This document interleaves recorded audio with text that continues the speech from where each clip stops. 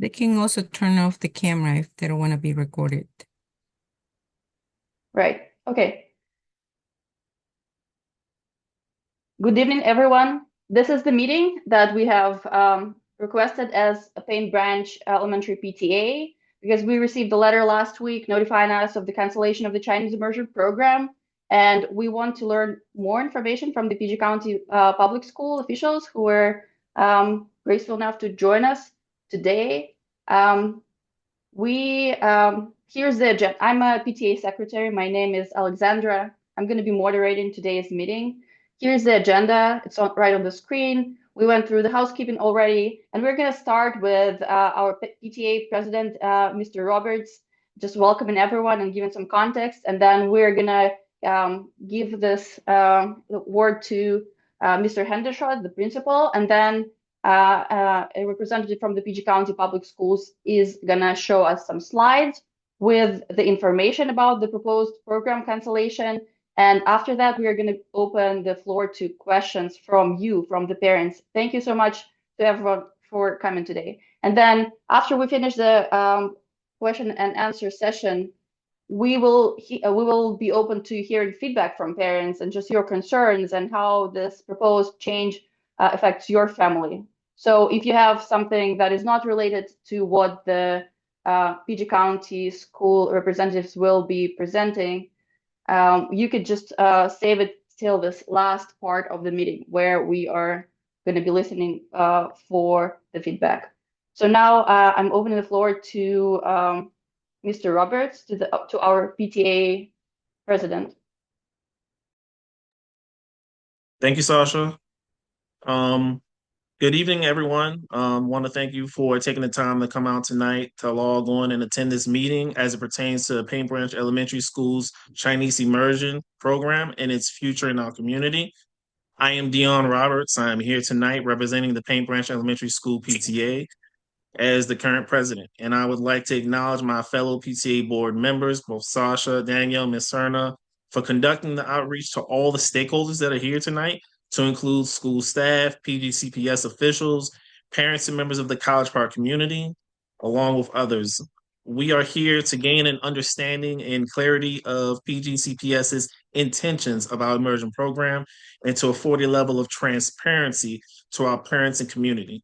By the end of this conversation, we hope to be in a position to better serve our students and parents so that we can form a course of action that will benefit our scholars and our educators. And I would like to introduce our principal, Mr. Hendershot, and then we'll hear from our speaker tonight, Dr. Judith White. Thank you.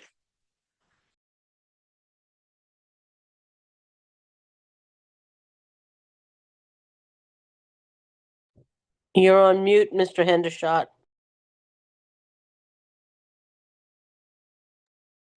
Of course I was on mute. Good evening, everybody.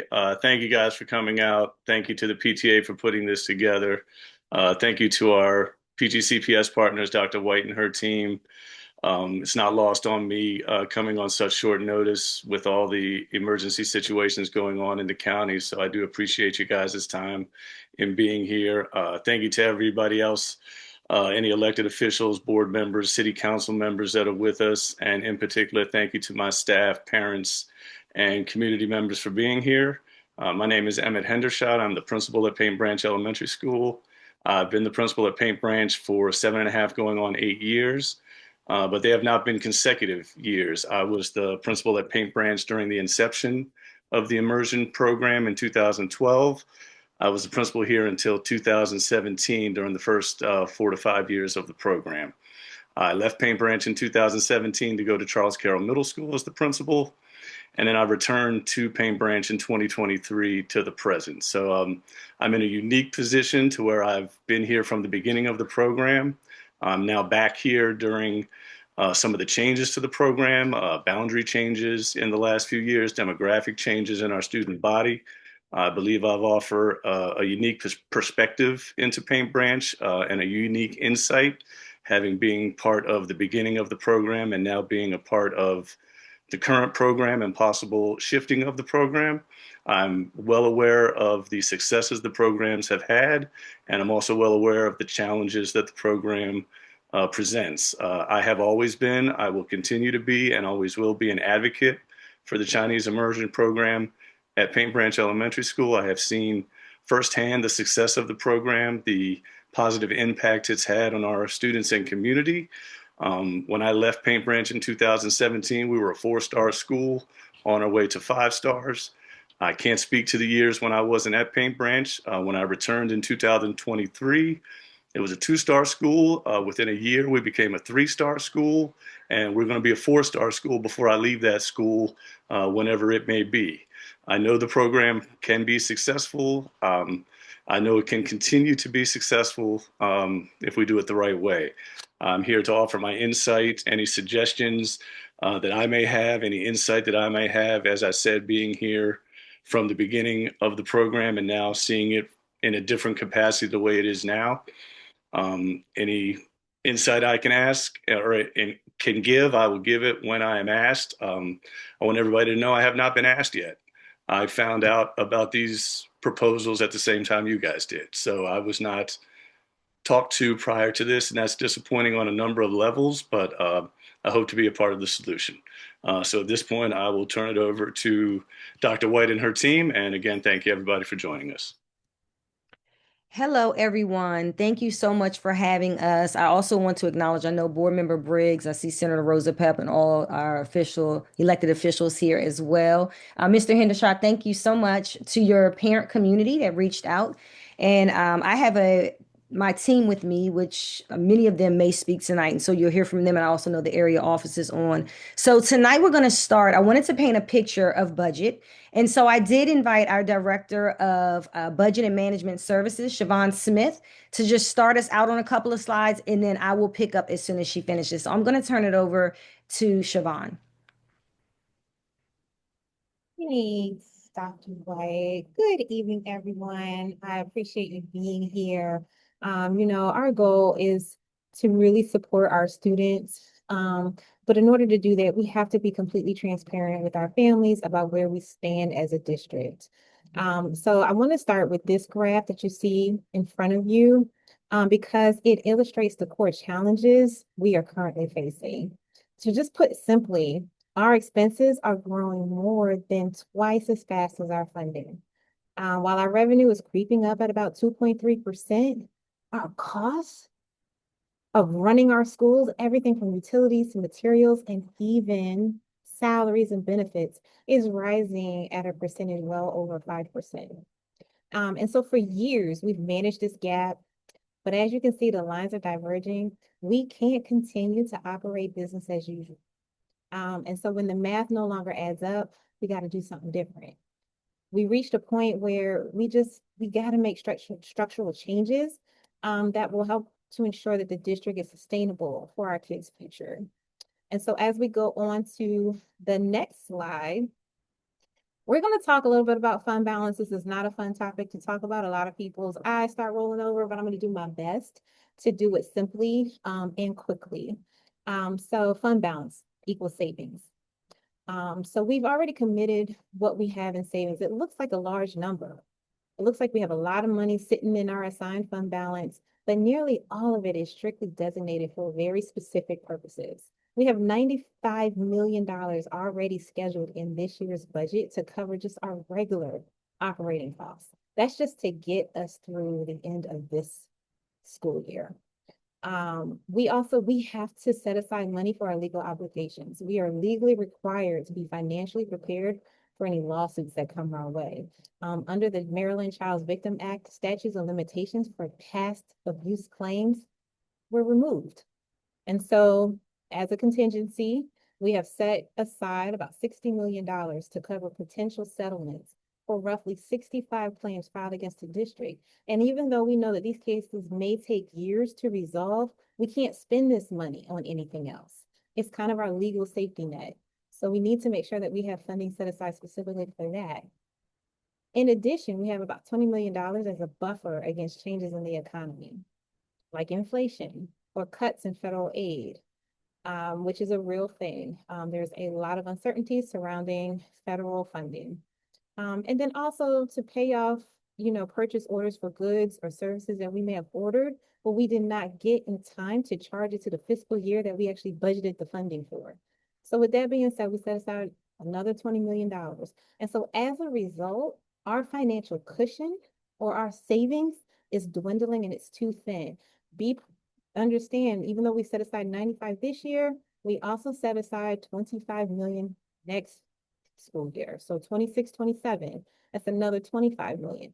And so when you start to, it's getting lower and lower and lower. We just don't have a lot sitting in our rainy day fund. And if we have to pay a settlement, we have no choice. Once that settlement comes down, we have to be able to pay it. We have to be able to pivot. And we need to make sure that we are critically thinking about what is best for our district. And so now, as we move over to the next slide, we're talking about what we're doing and what we've done as a cost reduction plan. Just trying to set the stage for why we're doing what we're doing.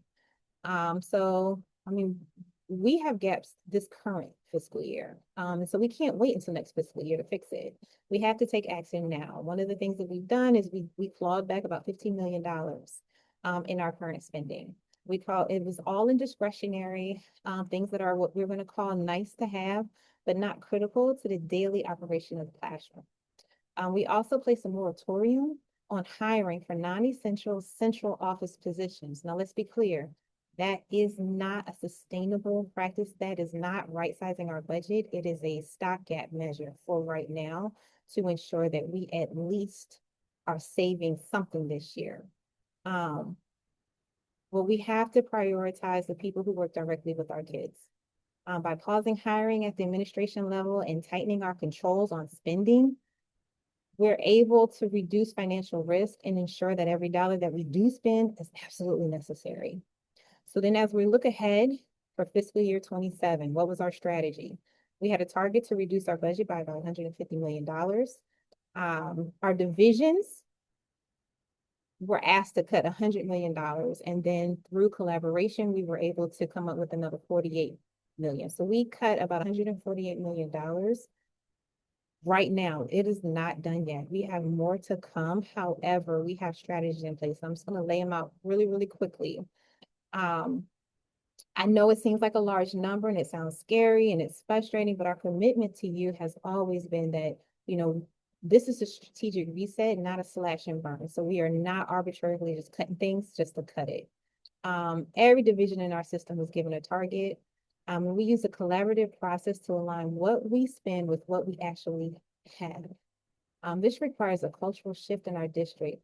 We have to move away from this is how we've always done it and more towards, is this absolutely necessary for our student success? So we have to ask very hard questions and make really hard decisions. And so just in closing, I just want to say that this isn't easy.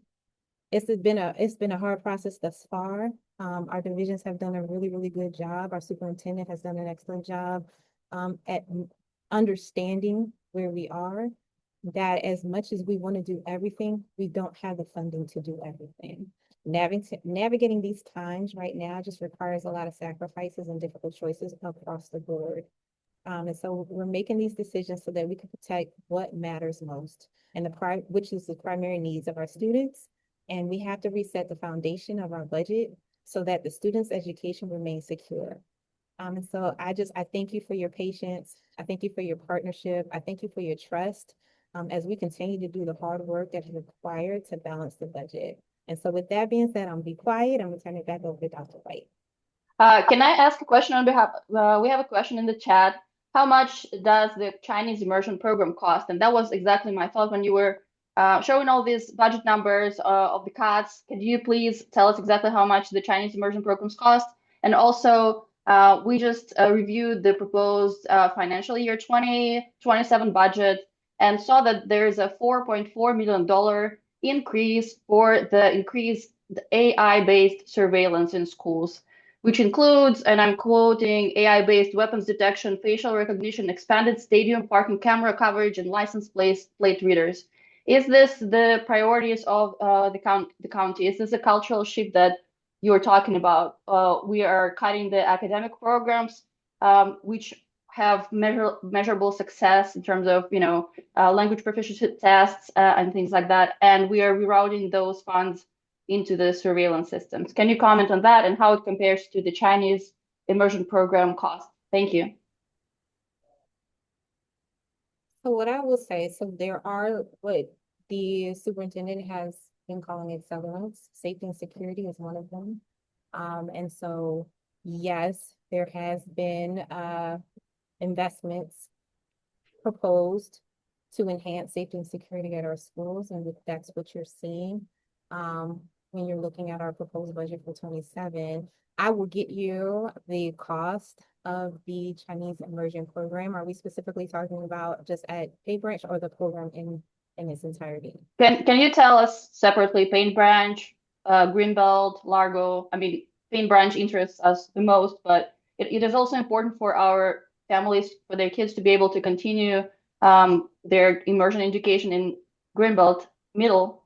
So we would like to know the cost of that as well. Also, as parents, to be able to fundraise and advocate at the state level, and maybe reaching out to private foundations and other funding sources. We need to know the extent of the budget hole or how much money we need to save our program and or transition it to the lottery program or some other strategy that would mean retention of the immersion model for our kids. Thank you. Sure, and while I get those numbers, I mean, we can continue, and when I get those numbers, Dr. White, I can drop it in the chat, or I can ping you and let you know that I have the numbers, and we can talk about it when we get to the Q&A session. Yep, I'll let you drop back in. Okay. So first, before we even get started, I want to take an opportunity to first thank the parent community that reached out. Our goal was to begin in this proposed budget, because we're in a proposed budget, has not been approved yet, as it has to go before the Board of Education, is that we had a timeline. And what we did not do is work with our families, come out and speak to our families before we came to the board meeting and presented this. And so in hindsight, we value the fact that we should have come and just hear and listen and had an opportunity to hear from you and to hear your concerns, which is why we're here today. And reversing the order would have been very helpful. It would have been helpful for you all and then helpful for us. So thank you for allowing us the opportunity to do so tonight. And again, on behalf of our system, on behalf of the way we rolled it out, we sincerely apologize that we could have done that in a different way. So with that, I just want to kind of paint a picture of Paint Branch so that you know what our office does. So Paint Branch started out as a grant. Our school system has opportunities from various organizations to engage in grants. And we had the Race to the Top grant, which allowed us to do some STEM Chinese work in the areas of math and science. That was in the year of 2011 is when it started, between 2011, 2012, or 14, up to 2014. At the same time, Paint Branch also received a dedicated autism program. And so Paint Branch is one of majority of our immersion programs are lottery based. Paint Branch, however, is in one of our boundary schools. And so when the grant ended, we as a district decided to maintain the Chinese program in Paint Branch and operate it as an immersion. But when we operated as an immersion, because it was not lottery based, all of our other immersion programs, you come in at kindergarten, and unless you test in, you don't come in any other grade. Paint Branch, of course, is different from that because it is a boundary program. At one point in time, we needed to transition the autism program out because since our students were in that building, we also had to provide the immersion program to our autism students. So we transitioned that program out.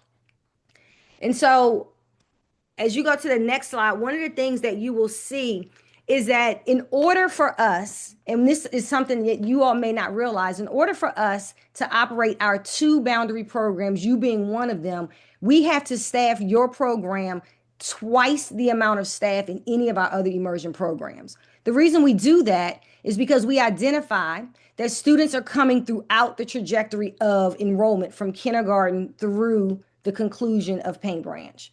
In our other immersion programs, we're clearly able to identify how many students are coming in. We have a set amount of staff. So our normal staffing ratio is about 6. At Paint Branch, we're staffing it at about 15. teachers in addition to an academic dean.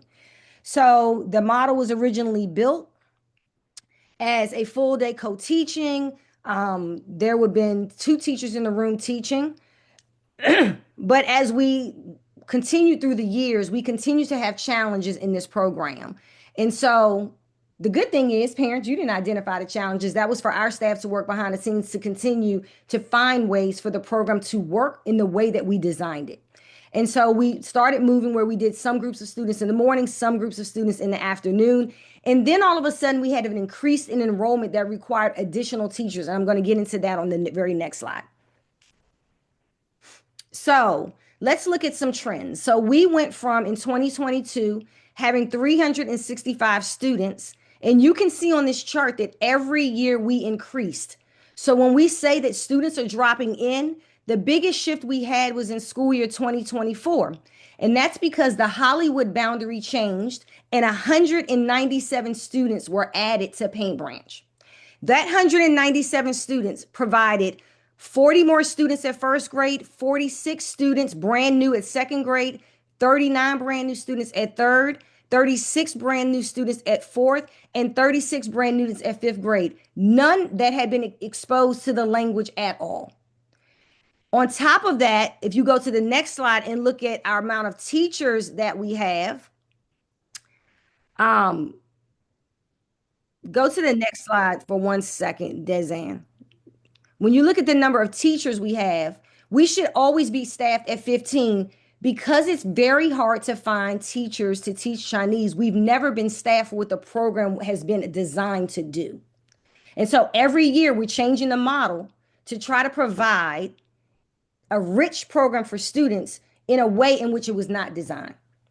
Sorry, I'm going to just transfer some questions from the chat while you're speaking about this theme so that we are not going back and forth to the same theme. So there are multiple questions from the parents asking. Can we pause the questions for a second and just let me finish the thought process? And then I'll stop before going to the next thing to answer. Is that okay?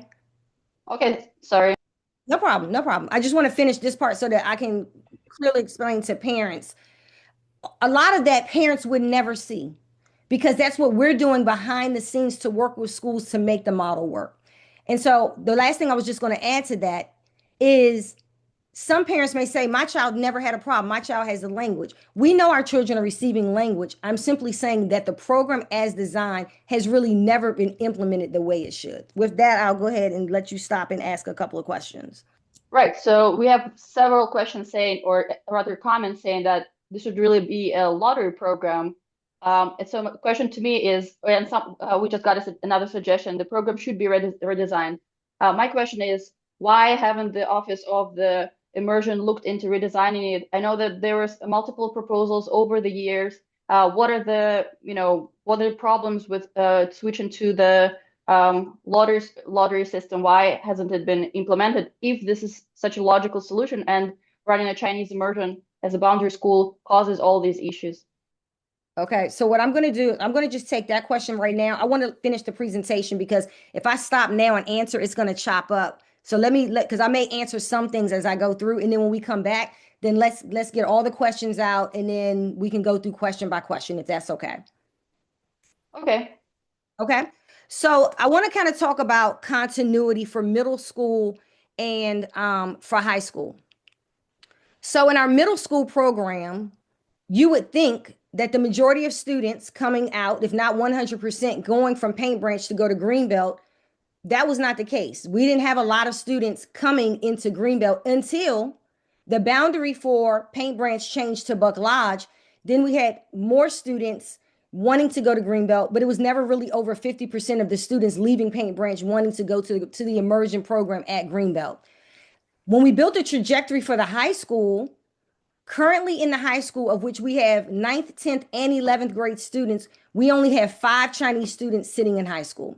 So part of my job as a CAO is to look across every single program we have, to look at where the funds are, to look at enrollment and duplication of services, and to see, can we maintain, can we continue to operate not having the amount of staff that we need? To answer one of your questions, back in a while ago, when we looked at considering it being a lottery program, one of the things we would have had to do is move all the students out of Paint Branch, send them to other schools, so then we could open Paint Branch up as an immersion school. So because it's a boundary school, we did not want to disrupt the natural flow of students that live in that community. So if you go to the next slide, we've done the staffing formula already.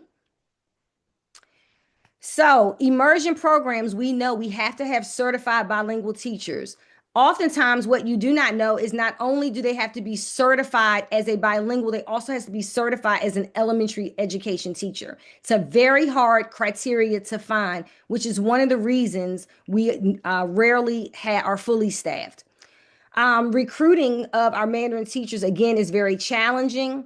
And so it limits the immersive model. Over the years, I've already talked about that the majority of our students are not going to Greenbelt and are not going into Largo.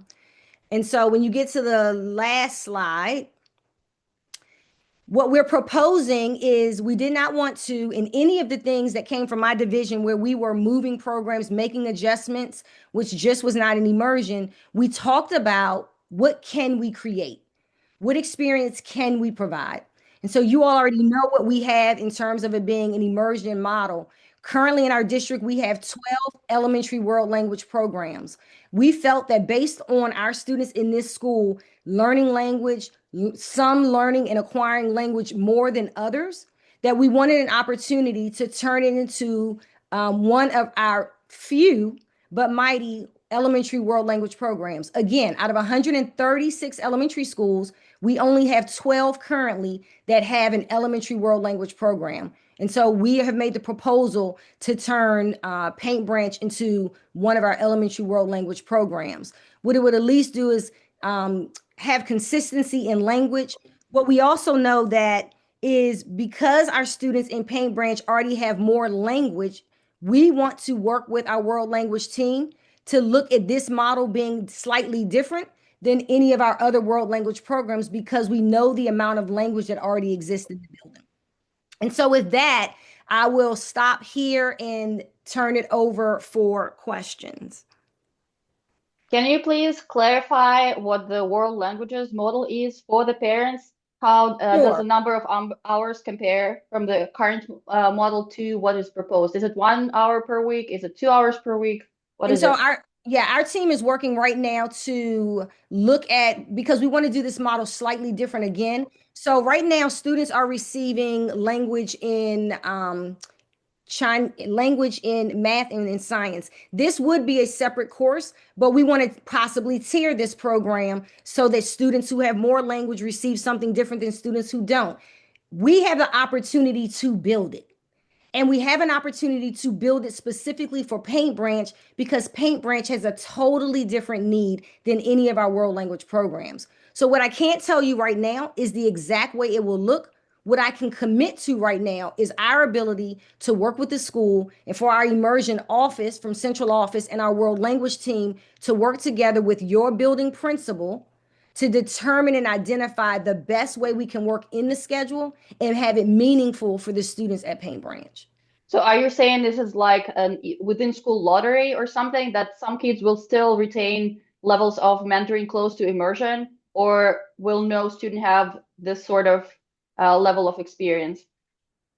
What I'm saying is this program would be transitioned to a world language program that we are working to build out, knowing that it has to look different than the other world language programs in our system because every child in your building has already had access to the language.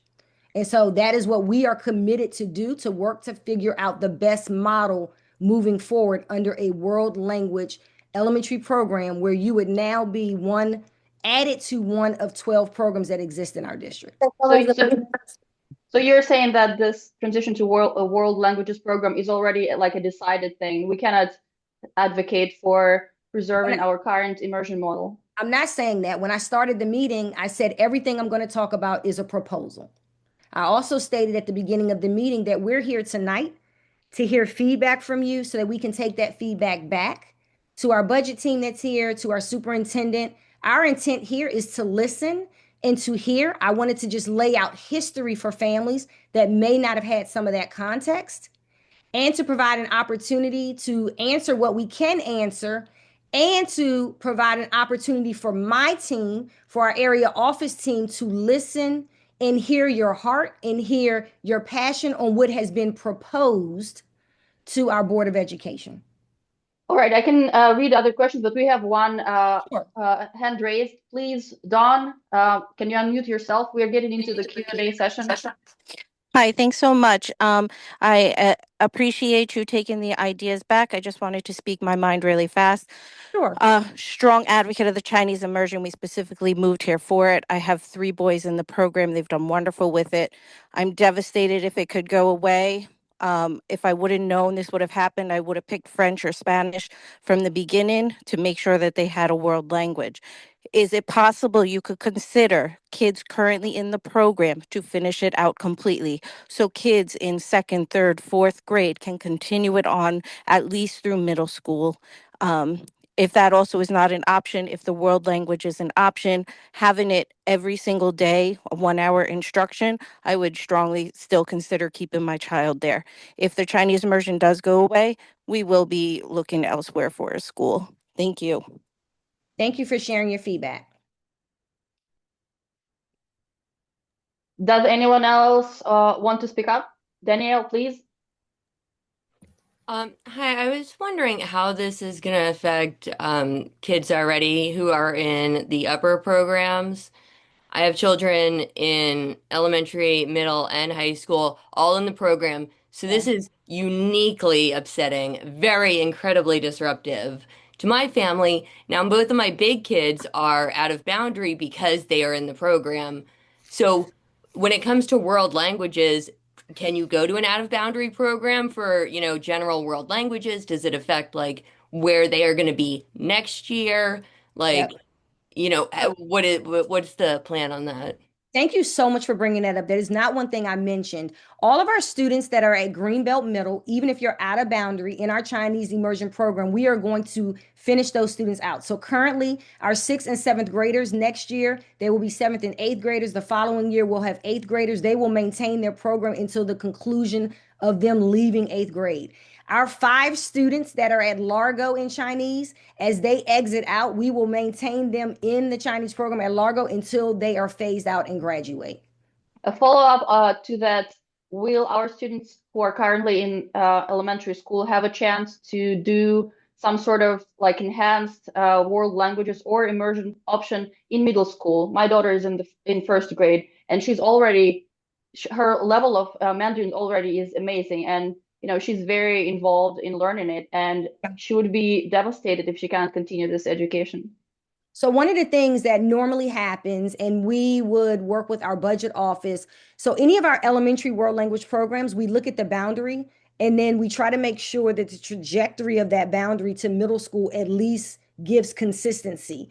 So that would mean that our team, which we haven't done yet, but what our team would do is to work to look at Buck Lodge. As we know that we phase out immersion at Greenbelt, it would allow us to realign positions to Buck Lodge as students are going to Buck Lodge, because that's now your natural boundary. So that's something that we would look at as a part of this proposal, because it's the way our other world language models go to middle school. So the students that still wanted to at least take the world language and receive the high school graduation credit for the language 1 and language 2, it will be an option. So that's one of the things on our list to take back and to talk to our school system about.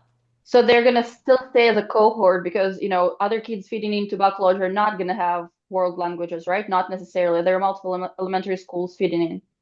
So there are going to be like an immersion program within it, or like it will not be an immersion program. It will be a world language. If this proposal were to go through, this would turn into a world language model. And then at the high school, at the middle school level and high school level, they would have language that then they can get their graduation credits for example, Chinese 1, Chinese 2. Then we have opportunities for dual enrollment at the community college. We have opportunities for advanced placement language for students who want to move on higher in the language. Can you please go back to the slide comparing the immersion to the world languages? Someone in the comments requested that. Sure. And they say the world language model sounds like an elective, like an additional special from what I read. So like arts, music, or PE. Yeah. And so, and my world language supervisor is on, but what I would say is in some of our programs, that is how it is built out. It is it is its own course. In this model, one of the things I indicated is because we identify that the students at Paint Branch have more language than a traditional world language program, it may still be its own course, but we would have to build out what it looks like explicitly to ensure that we're serving the students differently. So that could mean their curriculum looks different. That could mean that we're building a brand new curriculum, world language curriculum for this school. So that is what our team, if this proposal were to go forward, that's what our team would be charged to do. All right, let's listen to other raised hands. Ruth, you were the first. Can you speak up? Yes. So here's what I'm most concerned about. The new Sure. program, first of all, I believe you all have already budgeted for the program. I know that we are all tight right now, but the program has been budgeted for this year and for next year in your other budgets. So I am already a little leery about cutting the program. Secondly, it's not sounding like the program isn't being successful. It sounds like the program is being successful. And as a result, you're going to now put a watered down program. Then I really feel you're going to turn around and say to us, well, it's not really working. So we're going to need to change the whole model altogether. I really need the transparency to be here for the parents who genuinely care about the success of the program and want kids to be successful, want the communities to be successful. We all win when that happens, but there's something that just seems a little bit off because there's no data showing that the program itself is not successful, which is and I also didn't understand why they have to go to Largo in order to be able to have to follow up with the Chinese immersion. So that's really what I need to say. So only thing I will say back, thank you, Ruth, for sharing your feedback. The reason students go to Largo is that when immersion started in our district, immersion started as elementary programs, and then we had a group of families that worked and advocated for us to then build immersion middle school programs so that the students would have continuity. From there, once the students got to middle school, the superintendent at the time had made a commitment that we would explore a high school opportunity. So it's a full continuum. The reason that they go to Largo is because it's Chinese, Spanish, and French all coming to one location as the immersion high school. What we find is that parents want their children in immersion, which they have every right. They should. It's an opportunity. Same way you have some parents that want Montessori, you have some parents that want the arts.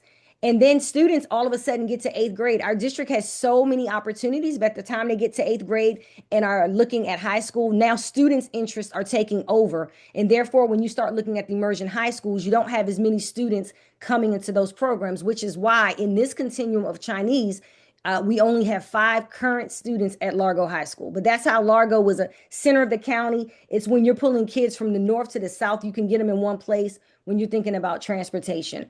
What I would say is this decision wasn't based on whether a program is successful.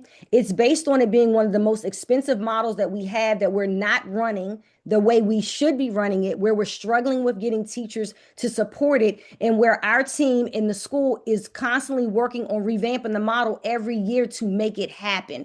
It is also where every year we're having 40 to 50 kids brand new dropping into a program, and we're not staffed to handle the model that we put in place. We never said it was not important for us. We value it. Our staff built it. We have the same level of commitment to it because we built it. So this we understand, we value it. We value it for our scholars, we value it for our families. It is our desire to give parents opportunities, which is why we're not saying in our proposal to just end and leave nothing. It was important for us that if we had to transition, to build a process and a program to leave something there for the scholars at Paint Branch. Why didn't you think of like designing and implementing a lottery program first and then offering it as an alternative for all currently enrolled Paint Branch students? So create the lottery program first, let all the Paint Branch students who want to continue their Mandarin education continue their education in the lottery program, and then convert Paint Branch into a boundary school without Chinese focus in this particular order. Yeah. So I wouldn't make an assumption that we didn't consider. We considered a lot of things. However, as our budget team indicated, we had to cut $150 million. And so when you're looking across programs and you're looking across where the funds lie, I can tell you when she comes on forward and to talk about our funding, it is one of our most expensive programs that we're not running the way it should be run. So it wasn't about, if I now have to say to this community, and I would have said, okay, our proposal is that we're going to close Paint Branch and open Paint Branch up now as a lottery. That's a whole different conversation now we're having with the community. So either way, we would be here having this transparent conversation on 5, 6, 7 different ways. But I want to hear the feedback that you have on what are some things that we can consider moving forward. So I Thank have you. a quick question. Yeah. So I know you're saying that we can't roll in the lottery, but I know for a fact that the county has done that with multiple schools. They rolled out the neighborhood school and put immersion into to Overlook. They rolled out the Forestville Military Academy program and closed it down. They've also rolled out the French immersion program in Central and placed it into Largo. And with Largo being a central location, that makes no sense because this program, as you mentioned, Paint Branch and Greenbelt, these are northern schools. Why would a parent see the trajectory of the program and say, hey, I want my child to go 30 plus minutes outside of the district when there's multiple schools that can be had? So I don't feel as though the county has really looked at the viability of this program in a way that they want to keep it. Because had they did it, it would have made sense. Like as a parent, why would I want my child to go 30, 40 miles away to a school and they've been in the area? Greenbelt's right around the corner, Paint Branch is right here. So why would I want my child to go 30, 40 minutes away Yeah. to So go that, to a high school? yeah. So if we want the program to be viable, and you're saying there's only 5 kids, those are 5 dedicated families, because had they not been dedicated, had the program been closer, the enrollments would have been closer because it would have been more convenient and more viable and a more viable options for families. Yeah. And thank you for So that, Anna. I that appreciate is it. what the county has done. Yeah, thank you, Anna. I appreciate that. So just to kind of tell you all the process that happens. So anytime we're opening a program, we have to have our accountability office. That's not the Division of Academics, doesn't sit and solely make a decision on what schools. We have to look at the schools across the system. We have to look at enrollment in those schools. We have to look at how many classrooms would be needed. We have to find schools that have space. If we're bringing and converging all the immersions in one place, we have to sit and say, what school can handle it? What I would say is, you're right, Greenbelt is around the corner, and I don't have 50% of the students leaving Paint Branch going to Greenbelt.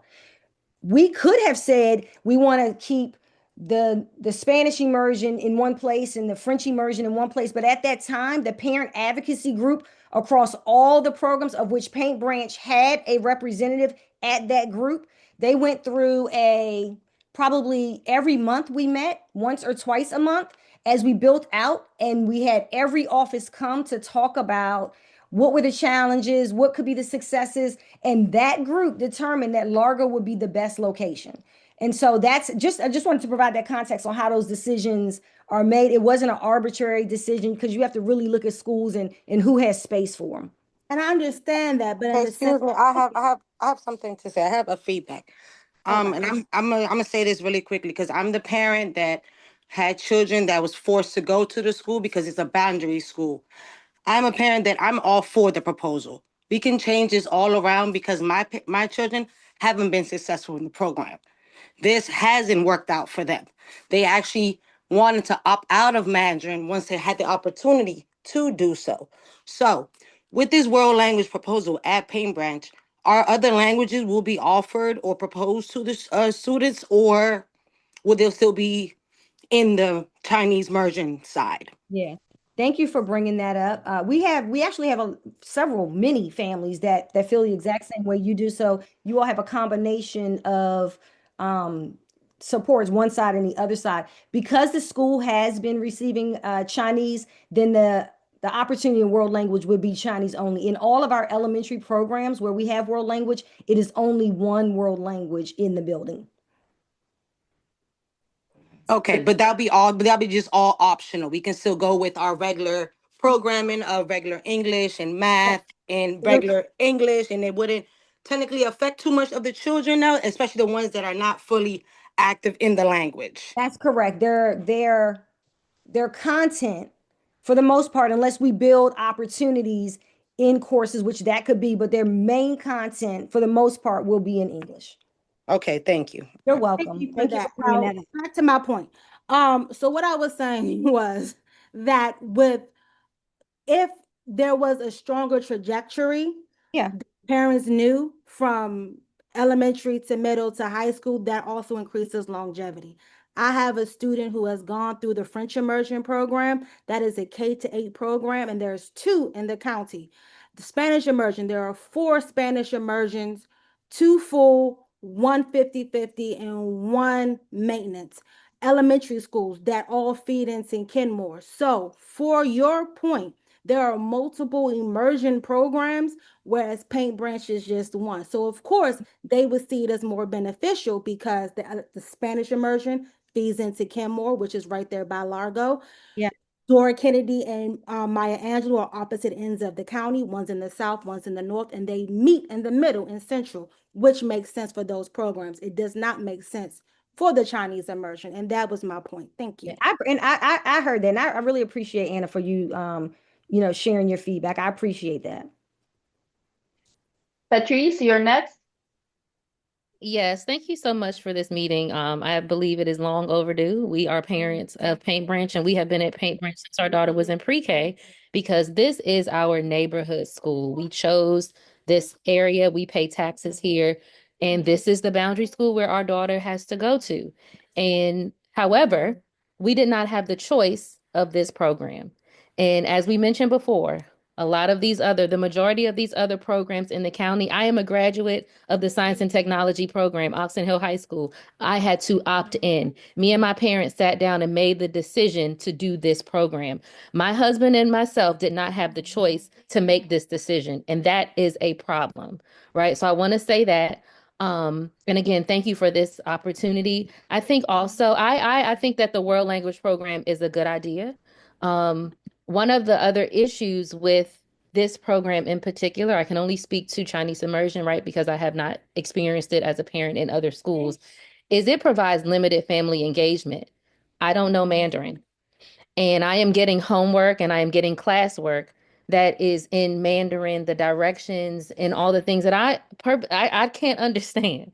I can't help, I can't participate. And I'm not saying I need to know everything, but because I can't have that type of conversation, because also I didn't opt in, I didn't choose this, that puts us at a deficit. I'll also say, and I think you all know this, Paint Branch Elementary has a large Spanish speaking population, right? When we have our parent meetings, we have a meeting right now, we have an interpreter. When we have our parent meetings, there's always a Spanish speaking interpreter because a lot of my parent peers don't speak English, they speak Spanish.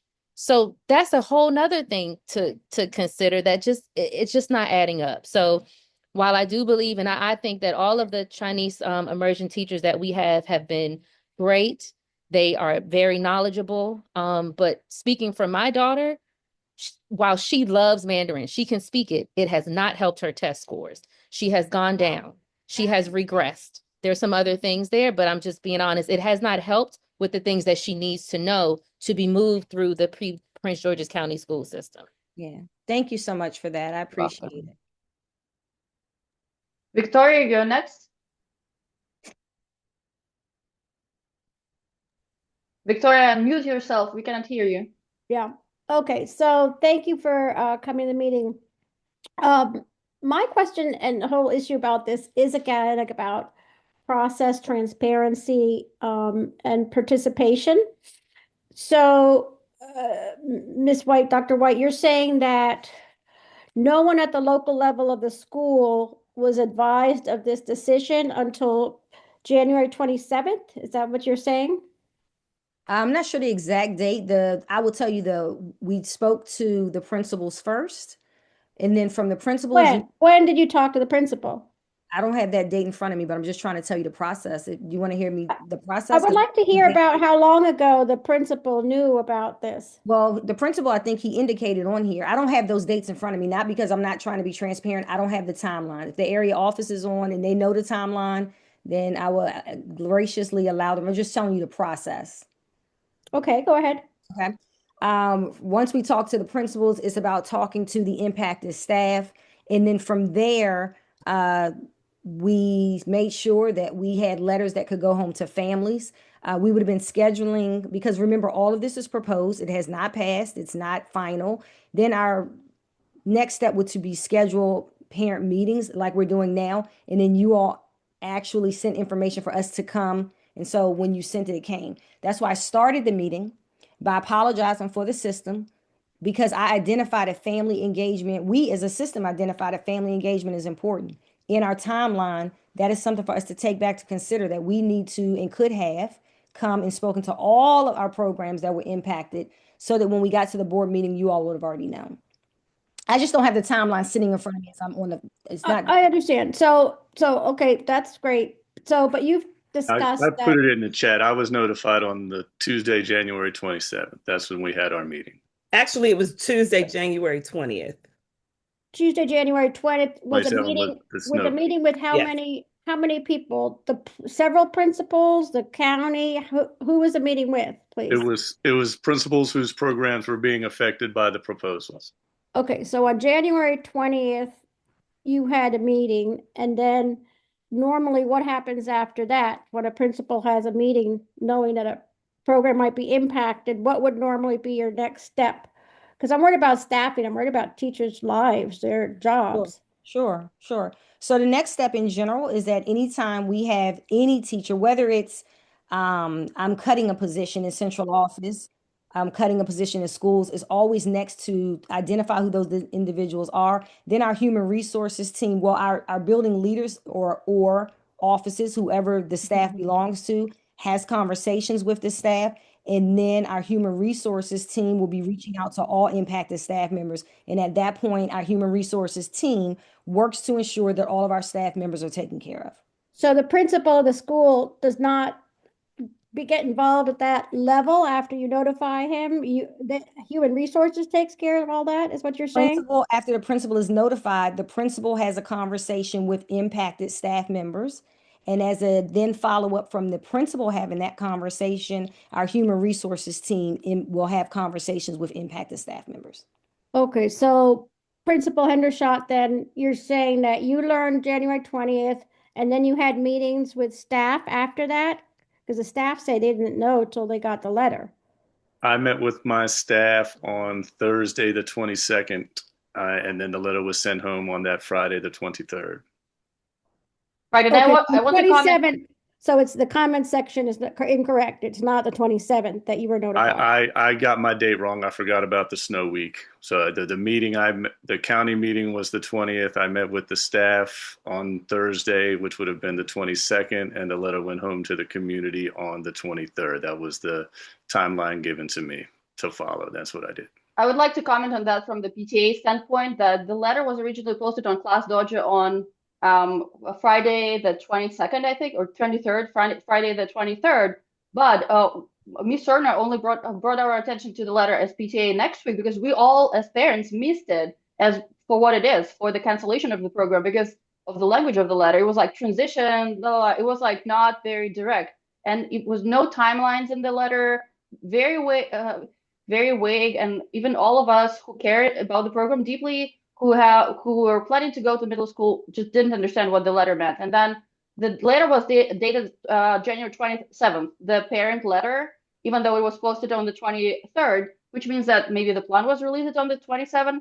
And the last PG County budget hearing session was on the 29th. We had less than 48-hour notice to register for that meeting, and you can't register after 24 hours before. Luckily, our representative Danielle was able to register and testify there. And also the PG County Board of Education budget hearings are starting this week, and they're happening for the next 2 weeks. Yeah. So we think as PTA that it was not enough notice given to us to organize. I mean, it was also unfortunate that the snow week happened to be that week, but in no normal situation, the parents should be notified on the timeline of days to like the maximum of 2 weeks when we could provide our feedback, because we need to organize. Like it took me like multiple days or multiple hours to organize this meeting, to inform all the stakeholders. And we just think that this is unacceptable, like on so many levels. But like that it was done on such a time scale, it almost makes me think that it was done on purpose so that we cannot have any say in this, that it was done like purposely to exclude us from the decision making process. Yeah, well, I do apologize again that you feel that way. I would hope that you would know that as much time as my staff works to build a program, that it's never anything that we're doing intentionally to harm any child. The moment I as an educator am in a process where I'm doing something intentionally to hurt a child is the moment I need to retire from this school system. I have been here for 32 years, and not one thing we do is an intentional act against a parent or a child. However, I acknowledge that we could have done this better. We could have done it differently. And I will take that feedback back to our superintendent as well to communicate how you all feel. I value how you feel, and I sincerely apologize that we in our timeline didn't get to you before the 22nd. We have Thank you. I just wanted to say the last little piece was you described that this was for several years from the county level, it was really seen as an issue, a problem. And yet we were never told that. In other words, you jumped just to kind of a drastic decision. If we had so many struggles over years of improper staffing and of all those kinds, how come we were never told about it so that we could kind of address it, work with you? Is Yeah. it not the policy to at least? So our job on my side is to ensure that to the best of our ability, we can work with schools to, so it's like you don't have an algebra teacher and then the school is working to make sure that they're splitting students up, that we're bringing in subs. Our job is to, with the resources provided, continually try to build the best way we can. But when we get into where as a school system, we have to cut $150 million budget, I have to acknowledge that this program, because it is a boundary-based program, is costing double the amount that we pay for every other program that's lottery-based. Again, not because it's not successful, but in that I also know that every year we're like, are we going to have enough teachers? Do we have teachers that are here that may be leaving us? Will we be able to find a Mandarin teacher that's elementary education certified and bilingual? So there's a lot of things, and not from a problem perspective that, because we love the staff, we love our educators. It's just that we know behind the scenes we're moving and shaking. Like we couldn't have, when you're in a boundary school, we had no impact on 197 students being added to Paint Branch in school year 23-24. But who made the decision for the boundaries? Didn't the district People accounting, because it's a boundary school. So when you're dealing with boundary schools, and I think this is the point the parent was making, is that when you're in a school that's dedicated, there are certain things you wouldn't touch. When you're in a boundary program, anything can happen because it's the boundary. And so that wouldn't have been something to come to parents like, oh, but adding 200 students is something you knew about it. That 200 students that were not in the immersion program is something that the district would know when they change the boundaries. So it's really, that's the point. It became problematic is what you're saying. No, it's many things that have been problematic. As I mentioned earlier, I'm saying that's an example, though, when you have an immersion program that's not lottery based, that at one point in time you had 197 students join that would have had no language. That would have never happened in a traditional immersion program. Correct. So we're saying the same. We're saying the same thing. I was just pointing out that I wouldn't have, every year I'm not coming saying, oh, parents, we're going to have a horrible year because we aren't doing it the way it should be. No, we're going to work to make sure that we can provide a solid program with the assistance of the principal, how we set the schedule up. It's just those are things that we look at when the decision to move the boundaries, though, with that decision, somebody knew that the immersion program would be severely impacted, so that decision was not made at the local level. That was made up high too. That was a decision that was kind of leading to its doom in some ways by having all those. I don't think intentionally. I mean, Prince George's County at one point in time, the amount of students we had registering on our district, you have to level schools out sometimes with boundaries. So that's not, they're not it's just a natural part of the process. Our accountability team is always looking at where are we overloaded in a school, where are we under, where can we move boundaries to make the ease better. So those are just natural things that occur, and it just collided at one time. Correct.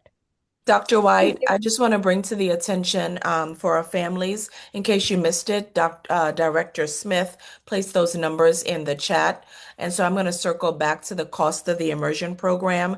So the Chinese Immersion Program total is $1.9 million, with Paint Branch costing the district $1.2 million, just in case any families missed that in the chat. Right, and just to bring back the context of the surveillance systems that are proposed, that's 4.4 million. So that's right there. This is like, less than half of that. Our program was 1.2 million. Thank you for that. So I have something to say. I'm very frustrated because whoever this Sasha person is, she's only reading comments of what she supports for the immersion program instead of us looking at the immersion program as a whole. Whether it be positive feedback or negative feedback, I think all feedback should be shared. When it comes to the immersion program at my school, I'm sorry, I work for Paint Branch and my name is Miss Gunkum. I am in agreement with the program either staying or the program either going.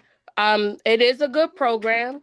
I do see some students are excelling in the program, but I also see what the parent was talking about as far as students not excelling. And we have more students that's not excelling than students that are excelling. There are instances that I've witnessed on my own account as far as emergent teachers helping the students with the emergent assessments that's due annually at the end of the year. So instead of them learning the content, they're given their answers for the test. So that's doing a dishonor to our students. There are grades that are being put into the grade book that doesn't really reflect if the student is actually learning what it is that they're supposed to be learning. I apologize. My kids are in the background yelling and screaming. I have 3. I have situations where I have referred a child to sit, and I'm in the classroom and I know this child is doing horrible in instances of math or science, but because they get in grades as A and B's, it's hard to say that this child is not, like, this child needs to be referred to sit when I know that they do. So I've seen the good sides of the immersion program. I've seen the bad sides or the downfalls of the immersion program, but I also want this meeting to not be biased. I want this meeting to be represented as far of all sides of what's happening with the immersion program. Again, I'm not against it. I'm for it. I'm against it. I don't have no say if they do or they don't. My thing is, I just don't want all of the emergent teachers at my school to not have a job, because I know what it feels like to not have a job and be able to take care of your family.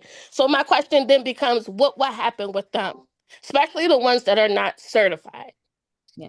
So thank you for that. While I have a lot of talents, I struggle with reading the chat and answering. So thank you for pointing out that there are families whose voices are not being heard. So I hope we can make sure that I'm able to answer them. Also, I really want to first, all of our teachers that are on here, thank them, because they're doing a marvelous job. Like, we have some phenomenal educators, and I know that the teachers in Paint Branch, just the culture, the language is there. That's going to work with our human resources team is going to work with all of our educators. They'll work with them one at a time to ensure that they are taken care of. And we leave that up to that team to meet with them and to take that process forward. I'm sorry, Ms. Gangams, that you felt this way. I was just reading the questions relevant to that part of the discussion, and we already had 3 people, including you, testify against the program being a boundary mentoring program and being able to choose. We are just listening to people speaking up in the order they raised the hand right now. At the end, once people don't want to speak up anymore, I'll read all the comments that haven't been addressed, including the negative ones. And I'm fully with you on what the program should probably not be a boundary program, but we do want a clear path for our kids to continue learning Mandarin. And this was not done with our input or offering us a lottery program option. I think we are on the same side, Ms. Ngagam. I don't think we are advocating for different things. I think we're all kind of asking for the same thing, just presenting our different arguments for the same thing. Let's hear the next parent. Whoever's iPhone, who is the first raised hand. There's no name.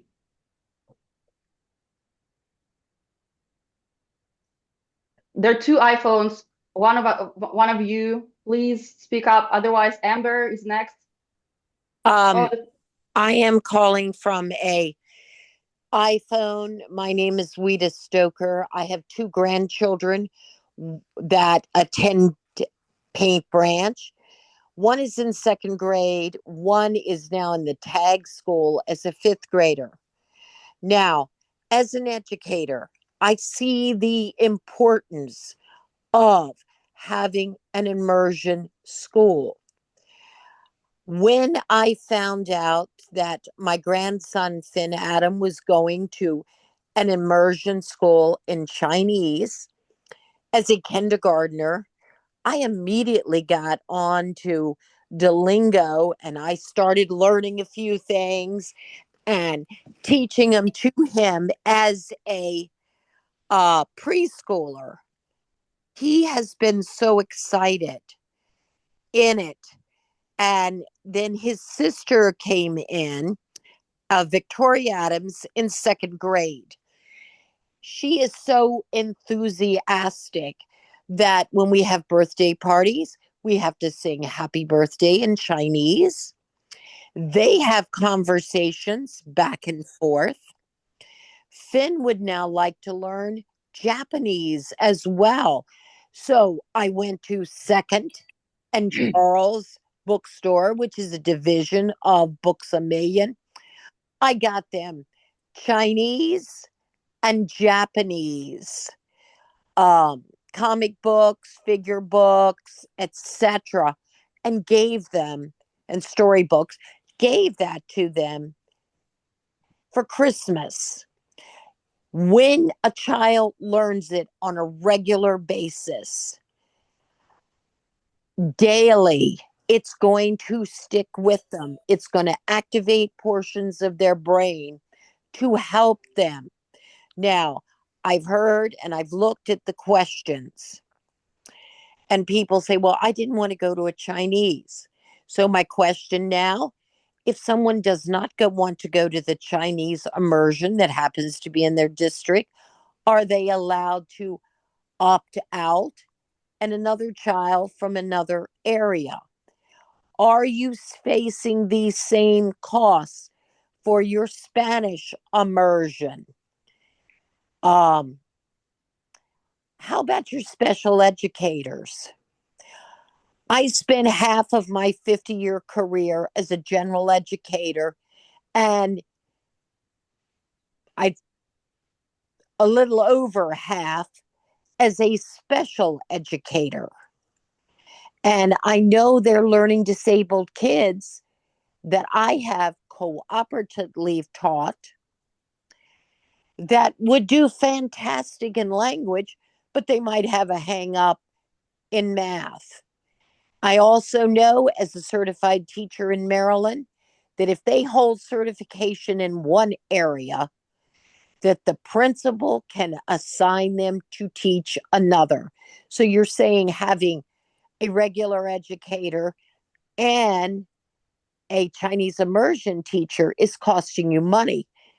About 25 years ago, Coppin was pushing that model for special educators and general educators, and a child would never know the difference.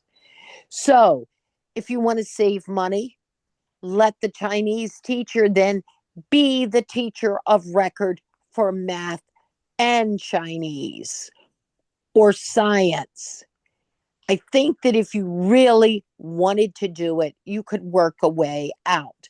Now, my other question, are Spanish also being hit with this same budget cut? Thank you. Thank you so much for your feedback, and also thank you for your service as an educator.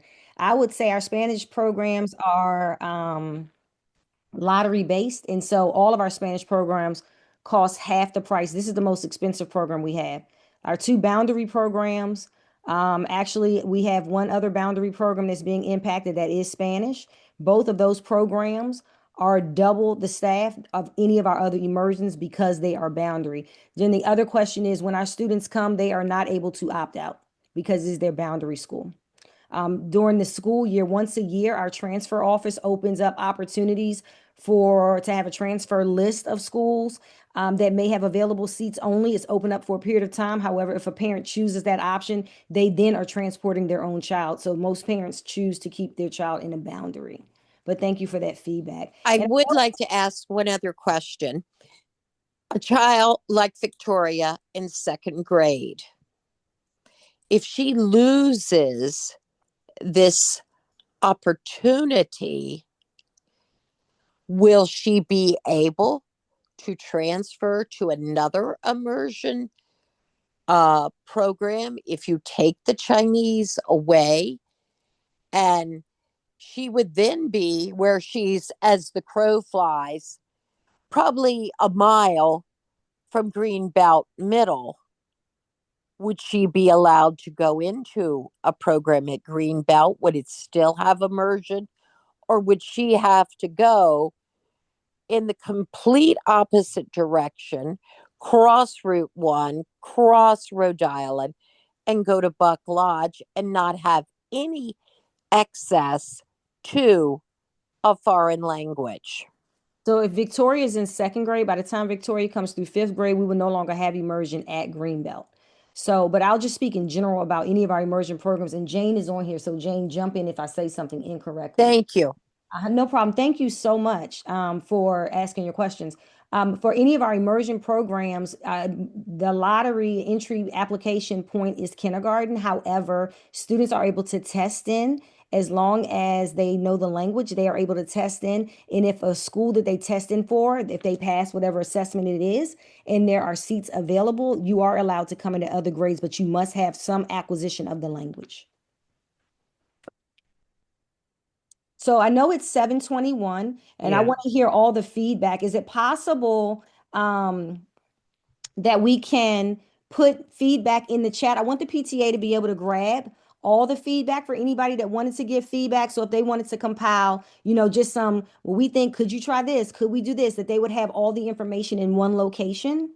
I mean, we are collecting testimonies, whatever they are. It doesn't matter what your opinion is. We'll share all of those, like what your proposed solution, or you could forward it to us. I could we have a PTA email address. I could leave it later. But we have 5 more people. Could we Absolutely, we can hear. Let's take the next 5. Let's take those 5 questions as we go down. Sure. And then should I send all the other feedback from the chat to your email address? We would love to see all the other feedback. And then Dezanne, before we leave, Dezanne Manzano Lee is my director of specialty programs in the arts. We have a specialty programs in the arts email. If for some reason, I'm sure this is not the case, I'm sure we're not going to receive any emails. However, by the slight chance that you feel like your feedback wouldn't get to us, we're going to give you an email address of our own that you could send it to.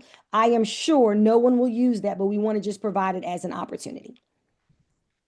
Right. I personally will stay on the meeting as long to copy all of the comments, and we'll forward them to Dr. White and her team after the meeting. Let's hear next iPhone.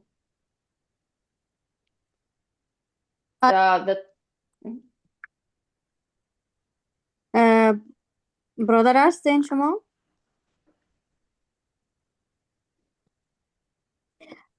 خب من به نوبه خود البته تشکری میکنم از مکتب پنت برنج الیمنتری سکول، از تمام اساتیدش که ما 3 طفلم در این مکتب هست و امسال ما چون 2 سال میشه تازه آمدیم از افغانستان و پارسال اطفال ما اولادای ما خیلی ضعیف بودن در همه عرصه‌های درسیشون حتی در زبانشان. و امسال از تمام استادات تشکری میکنم، از مکتب پنبرنج الیمنتری سکول، از استادایشان که با اینا بسیار زحمت کشیدن و اینا تانستن که حداقل تا یک سطح را پیشرفت بکنن.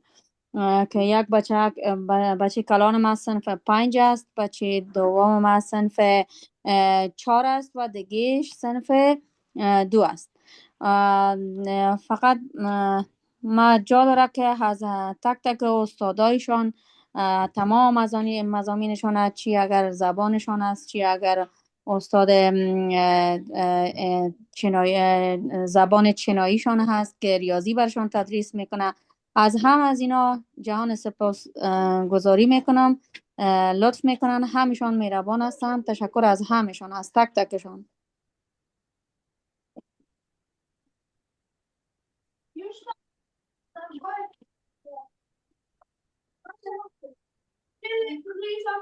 Do we have an interpreter? Yeah, give me 1 minute. I'm gonna log in.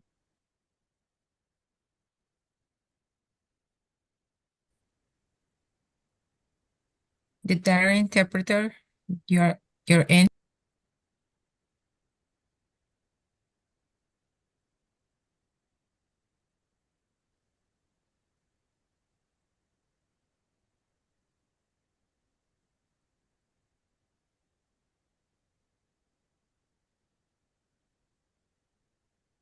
I don't have access to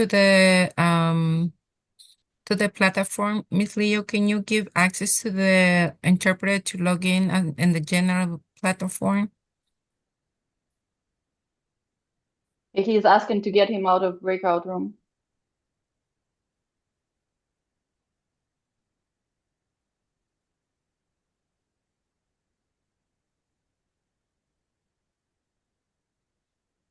Can you guys hear me?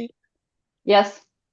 Yeah, so she actually basically appreciated and, thanks everyone, the staff member and the teachers, immersion teachers, from their hard works and commitments toward the kids. She got 3 kids in Penn Branch, and she also mentioned that she noticed, some, academic progress in immersions and including the other academic subjects to certain levels.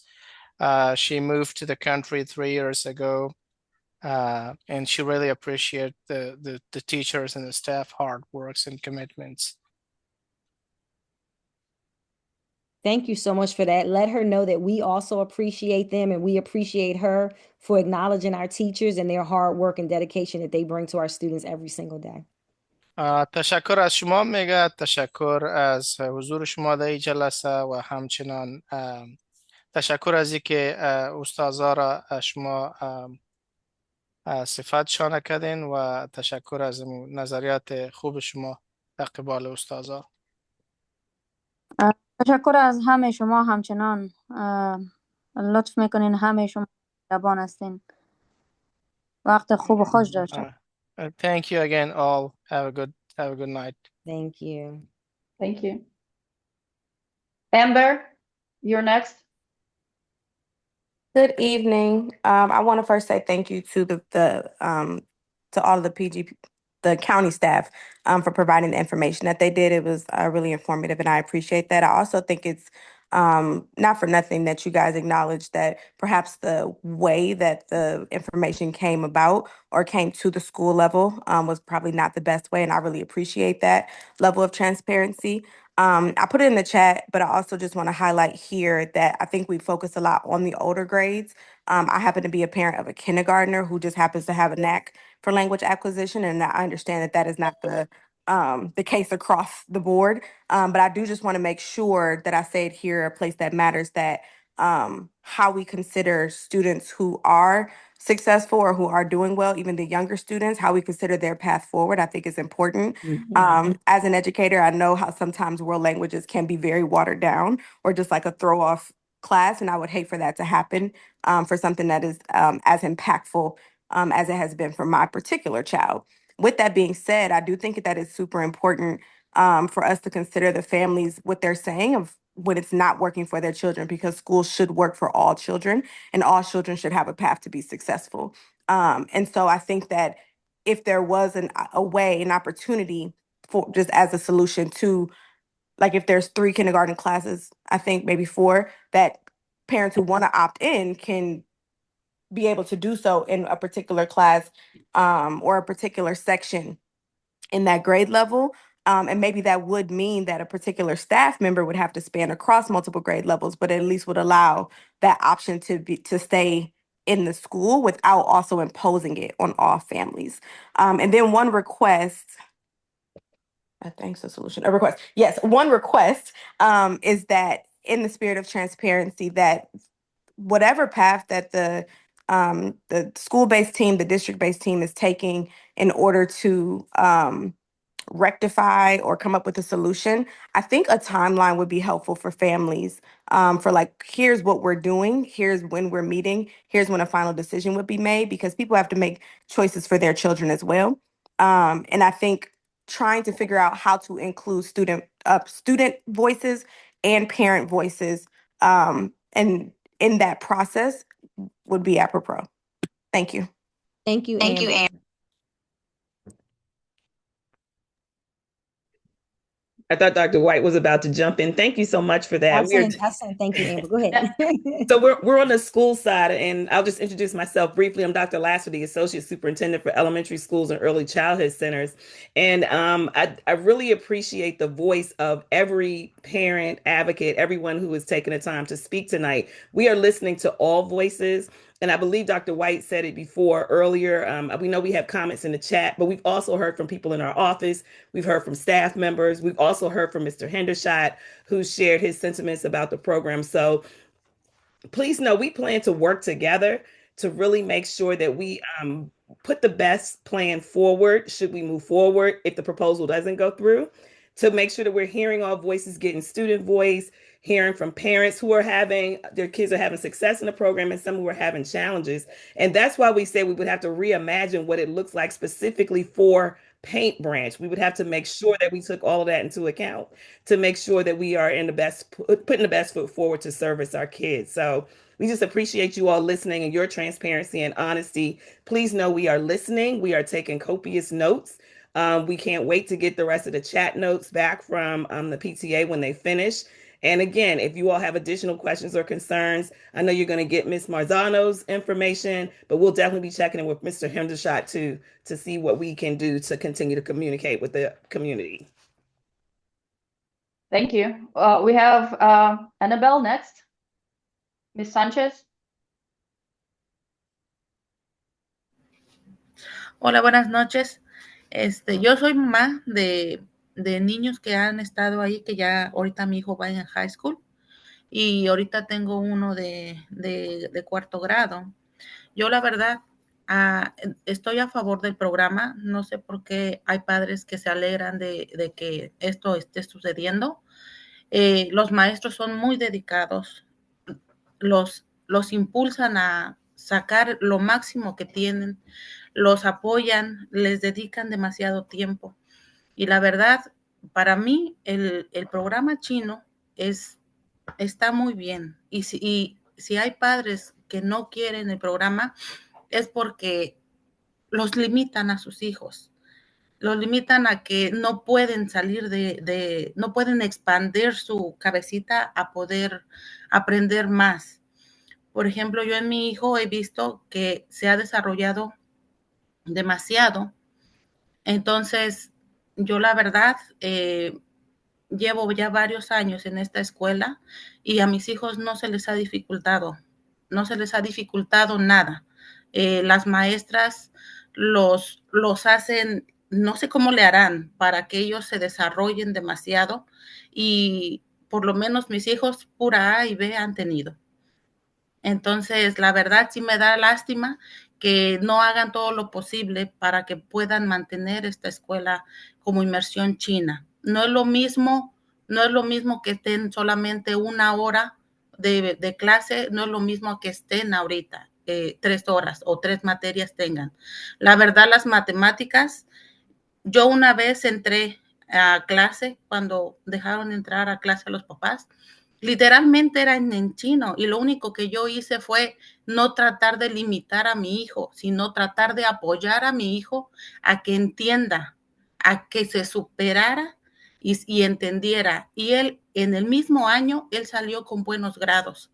Ahorita, ellos impulsan mucho el programa Mesa. La verdad, apoyan bastante. Yo soy madre de uno de los 4 estudiantes que estuvieron en competencia. Siempre estuvieron en competencia, ahorita siguen en competencia de programa Mesa. Yo no he visto a maestras regulares que estén apoyando esos programas. La verdad, los programas de After School son las maestras en inmersión chino las que los apoyan bastante, tanto para STEM como para Mesa. Y en esas mismas competencias han llegado a lograr a competir en estados. Uno de mi hijo ha sido el que ha ido a competir con compañeros de la escuela. Entonces, la verdad, el programa es un éxito, no lo deberían de cortar. Y les agradezco a las maestras, a Miss Lío, a Miss Costea y a todas las demás maestras que no me recuerdo el nombre, que la verdad son muy buenas. Gracias. Buenas noches, señora Sánchez. Yo soy la supervisora del programa de inmersión. Mi nombre es Jane Tarwacki y quise decir que yo escuché todo lo que usted dijo y entendí todo. Sí, muchas gracias. Good evening, everyone. My name is Jane Tarwacki. I'm the Immersion Program Supervisor, bilingual in Spanish. So I just wanted to let Ms. Sanchez know that I did understand and hear everything that she said. Is the interpreter available to translate? Otherwise, I can summarize. Oh, sure, I can go ahead. Hello, my name is Señora Mesa, and I have 4 children. 2 of them are already in high school level. I have kids already. I have 2 kids in the program at Payne Branch, and I just want to say that I'm very happy with the program. The teachers are very supportive. They push the students and they are behind the students all the time, and they have an excellent program. I don't understand really what happened with parents that they don't want their kids to be in this program. Is excellent. I think they are limiting the kids or not giving the opportunity to expand. I mean, this program is amazing. One time they invite us to be and participate and observe this program, and the whole program is in Chinese. It's different when you do only 2 or 3 hours of one language than you do 2 or 3 subjects in the language. So you'll get more of it. And the teachers, they have this program Mesa after school also, and they are so dedicated to support the students. And they participate in these different state championships. I mean, they different championships, and they made it to a state. And that talks a lot how they dedicated and they will prepare the kids. So I'm really grateful for the program. Miss Liu or Miss Costea and all the teachers that I don't remember their names, and I'm very grateful for them. Thank you. Tell her thank you so much. Como ya le había her dicho, señora, advocacy. muchísimas gracias por su información y le apreciamos. Jufan Tseng is next. So this is Miss Tseng. I know this should be a chance for mostly parents to share their experience, but I think if I can speak a little bit on behalf of the entire Chinese immersion teachers, can you just please give me just a few minutes? I will not take long. So we, of course, we are shocked and then probably also upset, but we just wanted to say that if it becomes just a language program, then it will be very limited for the children, especially for the elementary level students to learn. And then also, when we were hired as a language teacher, we were trained to teach subjects and in a target language. I think that's also probably the immersion office is looking for, the qualified, certified teachers to join the team.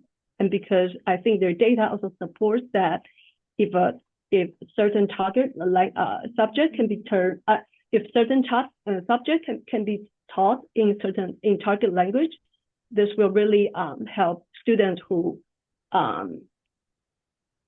to bring up their language level as well as the subject grade, because I've seen the data that supports. So I understand individual students may need additional support, but I was just that's how we were trained as a language teacher in immersion program. And secondly, I also understand the district has the concern of the budget and all that. I think Ms. Liu also provide her input of the cost. Like 1 year we didn't really spend a lot of money, but overall, I just also want to mention that the entire curriculum I think the entire Chinese immersion community built the curriculum, really spend a lot of effort. So if the program ceases to exist, then I'm not quite sure if later on the district changes their mind. I'm not quite sure where I'm gonna put the curriculum. Like, this is a lot of effort to translate and convert everything into the target language. And then also the teacher, when the teacher teach, we also have to use English and on the side, especially to help those students who couldn't understand anything, or also use English to communicate with other staff. So I feel like this is, I would wish that the district view us as an asset instead of like, okay, we're gonna cut the program, where should we place all these teachers? I really appreciate a lot of parents, and including our own PBES staff, worry about our future, and then of course we worry about ourselves too. But I just want to say, a part of that, we worry more about the future language learning immersion environment for the entire PG County. So I just wanted to express that feeling, and then also just to say that we really appreciate all kind of input, no matter what it may sound negative or positive. And I also understand a lot of Chinese teachers, they have a lot like me want to say, but they would really want to leave the space and the voice for the parents who can share their experiences. Like I said, we were very humble to accept all kind of comments or ideas, but we wanted them to express their feeling and then share their testimony, whatever possible, so we can take these as the future ideas where we should move on, or we should, I don't know, do something else. So I think this is a kind of very emotional moment for a lot of the Chinese language teachers, especially a lot of them taught either I think mostly in Pine Branch for many years. They really spent a lot of their life dedicating in not just Chinese language, but also science and math. I just wanted to point that I'm a brand new teacher. I only taught there for 2 years, but I can already feel that. I'm willing to speak on behalf of. Thank you. Thank you so much for just coming on and just speaking the voice for all of the immersion teachers in the building. Know that you all are seen. Know that our team can put a plan in place, but it has been because of you that you have made our plan come to fruition. You have made the dream come true. So we know that the amount of work, the dedication that you all put forth is because you care about your profession. And it's seen every single day when you all are editing the documents. No one has any idea of how much we're paying outside companies. We're paying you all, like just everyone is translating to make sure that our students are staying grounded in our curriculum. And we see you and we acknowledge, and I just thank you because bigger than you even talking about you, you wanted to make sure the voice of students were heard. And so thank you so much for sharing. Dr. White, can I say something to piggyback from Ms. Singh? We Just had one two more point. hands. I'm gonna pause you really quick because I know we were gonna take one more person and then Beatrice, you try to sneak in there, but Beatrice is we're gonna let you go. But can we get those two and then we'll end with our academic dean if that's okay. And I might have pronounced your name wrong, so tell me when you come off. Was it right? Okay. Where I see two hands and then our academic dean will end with you, if that's okay. Awesome. Right. Hi. Pavel, you're on. Hello. So to me, this where the meeting started with laying out the budget and like, oh, we can proceed as we have to. It's emergency. We have to cut everything. But the letter, and I know that the budget director said like that each department was given targets, but the letter about the transition didn't even mention the budget in any way. So, the original motivation in it, it's sort of dubious. And you said that you are just looking at the most expensive program, but as I think Anna was saying that of course the only Chinese immersion program would be the most expensive, and of course being a single one, it wouldn't have maybe enough students for middle school for the trajectory to continue, but also. Even those students who do not proceed into middle school or high school, they still get a lot of benefit from 5 years of immersion in elementary school. Basically, I think what everyone objects to is butchering the program that has been built over 15 years. And you said yourself, it's so hard to find these teachers that are certified in both bilingual and elementary school, and they've been all gathered over the years. So it's more about keeping the program in some way with these teachers and with these curriculums that have been created, because you probably would not ever be able to recreate something like this, or it's going to take another 15 years if somebody ever wants to do that again. And I think everyone agrees that like there are other options turning into a lottery school. I think even the person in the comments who is threatening legal action and is really opposed to the immersion program, even he is supporting the lottery model. And another way is to have, there is like 3 classes in parallel at Paint Branch, and like, 2 can be immersion, one can be non-immersion, or it can narrow down from 1st grade to 5th grade, and you get pretty much exactly the same amount. At the end of the elementary school, close to 100% maybe will go to whatever middle school that is. If that transition is made easier bureaucratically, because I heard people have difficulties with like registering people for students for Greenbelt Middle.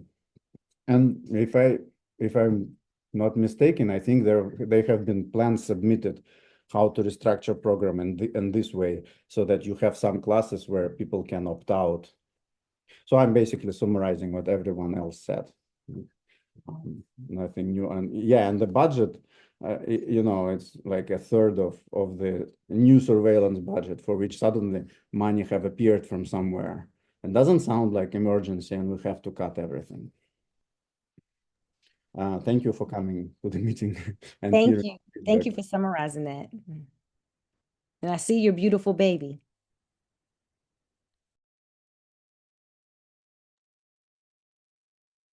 Okay, good evening, everyone. My name is Beatriz Chacon, and I need to say thank you for this amazing opportunity for talk with all of you. I want to share my position as a parent and as a staff to the PBES.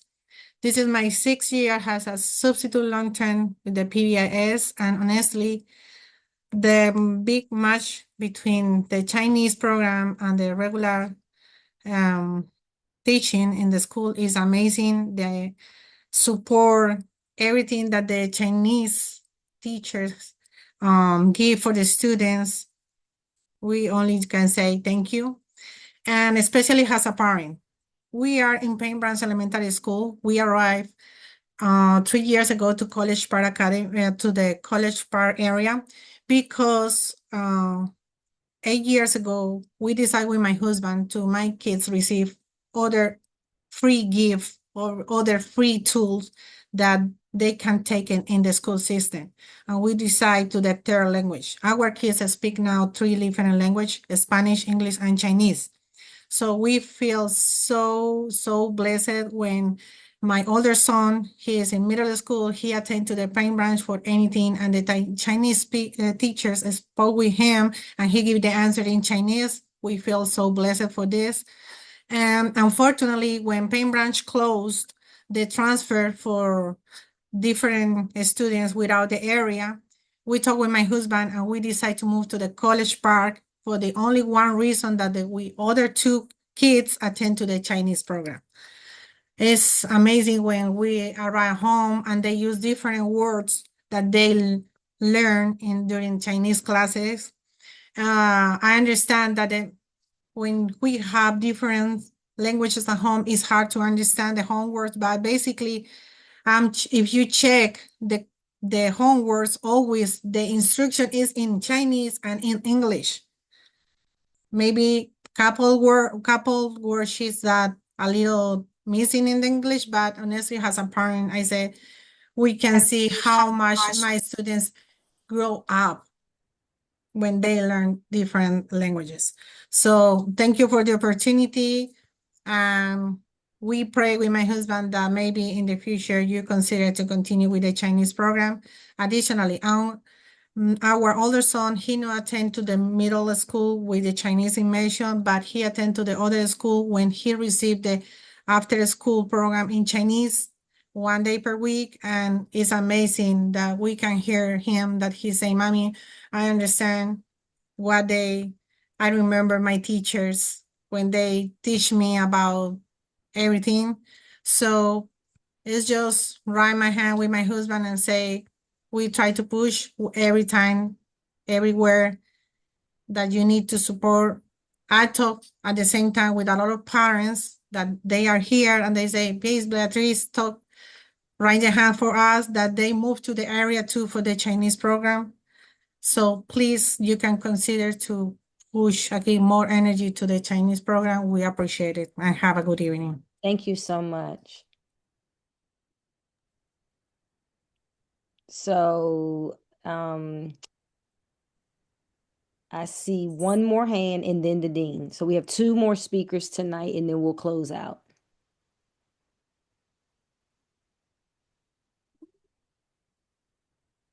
Gulabai, speak up.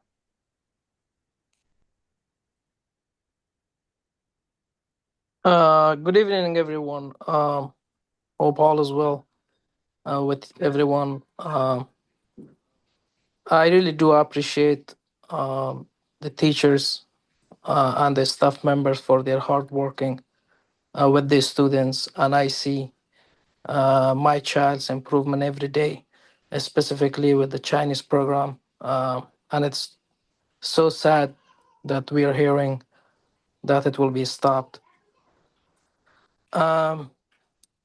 It's very hard for us and for the child, for our kids as well, that they will no longer have Chinese program in the school. We hope that something come up and resolve this issue soon. That because they're learning, like they talk to me, and they're trying to tell me things in Chinese, which is amazing for us, and we really like it. And I wish that the county and the state will take some our voice and take some actions on this. Thank you so much, all the teachers and staff members for your cooperation and hard working with our childs, and we see the improvements every day. I don't want to take more time. Really appreciate it, and have a great night. Thank you. Thank you, Dr. White, giving us the time to Hola. speak for myself. I'm the dean at Penn Branch, and this is the school that I started my career in US. I was a middle school teacher in Taiwan, and I always brag to my family there that I can speak Mandarin in my workplace in US. Can you believe that? So I believe this is such a global connection that we are making in Prince George's County to the world. So this is a program that I really want to advocate to strongly preserve. It's very easy to do the budget cut for the short term, but it is very hard to rebuild it.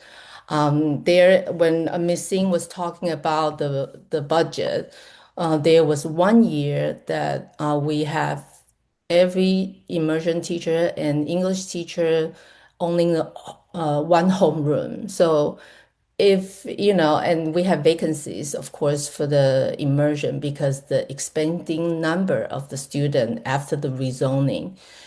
So I'm saying if with all the consideration of the budget, we actually can size down to a lottery program, and I'm willing to put my heart, my time into rewriting the curriculum just to save the money, to translating everything that I could to preserve the program because the language program is a totally a different model from the immersion, and the student proficiency outcome will be so different.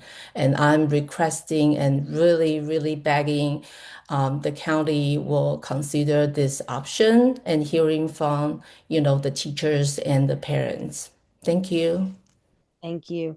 So before I turn it back over, I want to just say, so I think we heard a lot of information. I want to reiterate that, as I go back and work with our teams, work with our superintendent, and if we're ever in this situation, again, just how we communicate, that we need to have a timeline that's farther out that takes all stakeholders into consideration so that we can get this information on the front end.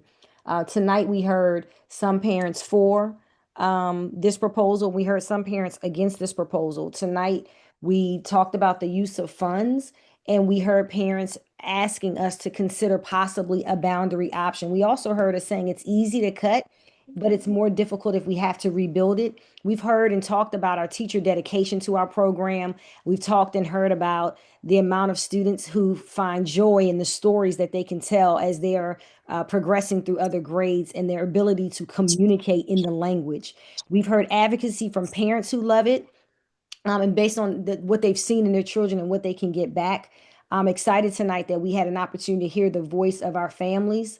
I also heard that if we could provide a timeline of what's going to happen moving forward from now until the close of the budget going to the Board of Education for a vote. And so my team will definitely provide that. And then I know the PTA is going to grab all of the comments and make sure that we have it. Also, Dezanne Manzano Lee, Director Manzano Lee, placed in the chat I'm going to ask her to put it in one more time so it's like the last thing you all see, in case there's anyone that wants to separately send an email or your thought to that email address. As the superintendent's designee, I will ensure that all of this information is shared not just with the superintendent, but our executive cabinet as we continue to have conversations about the entire budget process to get us to a place where we can pass a solid budget. I just thank you for allowing. Can you please, one more request from PTA, can you please make a proposal, alternative to the current World Languages Program, proposal for turning this program into a lottery program, which I've heard from most parents, it seems like it's a consensus that this program should be a lottery program and everyone will be happy in this case. Parents whose kids are currently struggling, parents and teachers who are against children being forced to do Chinese. I understand that completely, but also a large number of parents who want their kids to continue education in an immersion mode. And also as taxpayers, I'm a taxpayer and a homeowner in College Park. I don't want the 15-year investment into the program development to go to waste. So could you please So- consider working before the budget is final, working on the proposal of converting the program into a lottery and sharing it with all of us? What I will consider is, in full transparency, taking all the recommendations that will come forth and take it to our executive cabinet for the entire cabinet to discuss. I don't want to say something on here that I would not do or I may not do. What I am committed to doing is taking every piece of feedback we receive from you to our superintendent and to our executive cabinet. And then that way we can have, as a team, a discussion around all the options against the state of affairs that we are in with our budget as a total, not just one program. So I am committed to that. And I try to say what my word is, because I don't try to say anything to a parent that I'm not going to back with action. So that's what I will be committed to doing. I wanted to turn it back over to the principal and to the area office to see if they want to close us out for the evening. And thank you so much for allowing me and my staff an opportunity to come before you this evening. Just for me, I just want to thank everybody again for coming out. Thank you, Dr. White, and your team for coming out. I'd like to be a part of the solution, whatever the solution is. Like I said, I have a unique experience with the immersion program, being a part of it for as long as I have. So I think I can help with the decision-making process. So I'd like to be a part of whatever the discussion is going forward. I know both sides of the equation as a parent, as a administrator, as a teacher. I've seen all sides of it from Paint Branch. So I'd like to come to a solution that, you can't please everybody. Nothing's going to be 100% for everybody, but I think we can come up with something that doesn't dismantle the program as has been proposed, and that can offer some choice to some parents as well. So thank you, everybody, for your input. And I echo Dr. White, and thank you, Mr. Hendershot, for your leadership. And we've been having conversations. We will continue to do so. We appreciate the PTA's transparency and their advocacy, and we just look forward to our continued partnership and communication moving forward. I would be remiss if I didn't acknowledge Board Member Briggs. I see you. I wanted to make sure I provided an opportunity. I know you've been listening intensely. Just provide you an opportunity if you wanted to give any closing remarks. Yeah, thank you so much, Ms. Lassiter. And I want to thank the community, of course, for all of your input. I've heard from a number of parents before this was even a discussion formally about the priority. So I hear you all loud and clear, and I do want to be a part of the solution in addressing it the way that works best for the community, while also being fiscally responsible. So I think all of this information is, as Dr. White said, is going to be under consideration and be utilized for us to make the best decision. But I think you all being on here so late, taking the time to give passionate, thoughtful answers has been really helpful, and also those details. So thank you for that. And I do want to acknowledge, I know that Senator Roosevelt is also on here and is deeply passionate about this. So I see you saying no, and to thank the other elected officials who joined as well. I believe Mayor Kabir is here as well. We appreciate you, Senator Roosevelt. Yeah.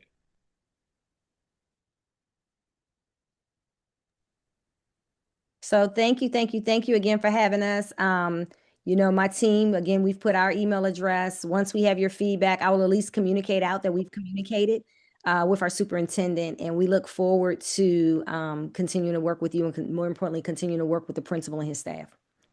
I will email the feedback from the chat to you right away into the email thread that we had organized in this call. And also we'll work with Ms. Serna and Ms. Liu publishing the recording of the call so that all parents have access to it. Thank you so much, everyone, for joining. Could you please stop the recording now, Ms. Liu or Ms. Serna?